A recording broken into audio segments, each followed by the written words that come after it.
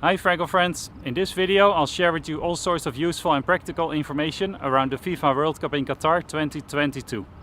I'll tell you what things you can do before or after the matches, how to get around and get your transport, how to check the latest COVID regulations, what the weather would be like around the World Cup timings, and even things about getting an alcoholic drink here in Qatar. If there's anything I haven't covered, just leave me a comment down below and let's get started straight away.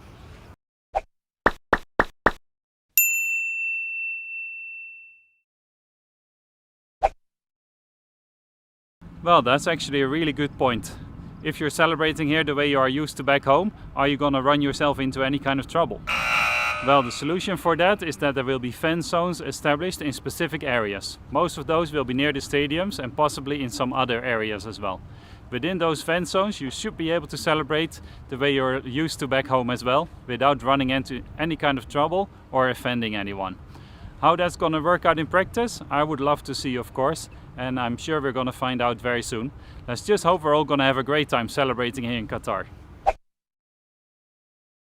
Yes, some of you have already asked me how the transport will work around the World Cup time in Qatar.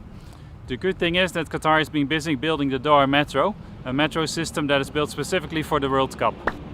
Using the Doha Metro, it will be quite easy to get to any of the stadiums because most of them have their own dedicated metro station on the line. The only exceptions to that are the Al Wakra Stadium here behind me and the Al Bayt Stadium as well. But for those there will be bus services. Of course, there is also the local taxi company called Karwa, and Uber is available in Qatar too. The best way to know about the specific arrangements to get to any of the stadiums for the matches will be to keep an eye on the official social media accounts. Of course, I have all the important ones linked down below the video for you. The tickets for the World Cup matches, of course, are being sold far in advance of the World Cup itself. But it is important to understand how the system actually works. To attend a match you will not only need a match ticket, but you will also need a Haya card, which kind of like a fan ID. To get this Haya card you have to register in advance and then you can have the actual pass, or you can download the pass on an app which is called the Haya card app on your mobile phone. And then the Haya card or the fan ID will be useful for a few different things at once. The Haya card serves as kind of like a visa to enter the country of Qatar. The Haya card will also give you free access to any of the metro, bus and tram services around the country on match days. And you will have to show your Haya card along with your match ticket to enter the stadium on a match day. Of course you will want to know whether there are any COVID restrictions before you are traveling to Qatar or even when you are within the country already. The latest thing around COVID is that face masks have just been reintroduced again for indoor spaces only. But that might well change again before the World Cup starts, of course. The latest regulations on COVID within Qatar are always available on their own website covid19.moph.gov.qa. So be sure to check that out before you travel here. At the moment, Qatar also requires everyone to have the COVID tracing app installed on their mobile phone. The COVID tracing app is called Ataras and it's probably a good idea to have it at least installed on your phone before you travel to the country. Then once you arrive, you'll be able to activate it with your visa number. At least that's how it goes normally. It might be that that requirement is changed just before the World Cup to facilitate the traveling of lots of fans to the country, of course. To keep an eye on the latest information, just look at some of the links down below the video.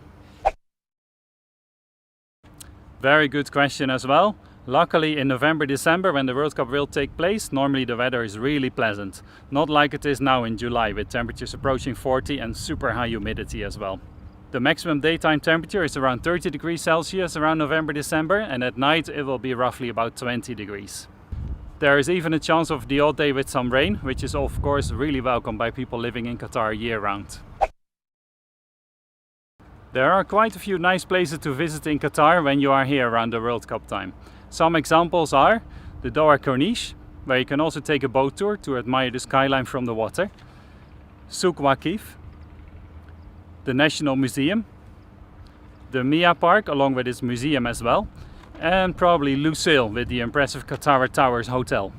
If you want any more information or have a little preview of what these things look like, just check out some of my other videos. I'll link them down below or just browse through my channel page. Yes, of course, conservative dress is really appreciated by the locals. Some government buildings and some malls are really very strict about this and others not so much. This means for men and women you would just have your shoulders covered and your knees covered as well. Personally, I have difficulty coping with the heat, so I normally go around in my shorts, to be honest. And I've only had a problem with that once or twice in the past 12 years or so. Yeah, I think that's a really useful point as well, public displays of affection.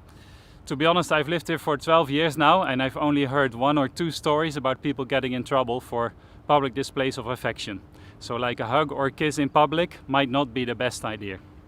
So luckily this is pretty rare, but it's probably a good idea to keep in mind that it's not normal within the culture here to have a nice snug or cuddle in public places around here.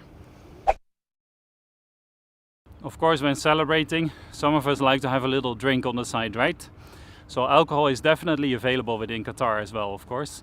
The locals can get their hands on some alcohol with an alcohol license, and that allows them access to an exclusive shop to buy their drinks. Alcohol is also available in most of the hotels. For the World Cup, I haven't found any definitive information, but it seems likely that alcohol is going to be available in the fan zones that are going to be established near the stadiums and maybe some other places as well.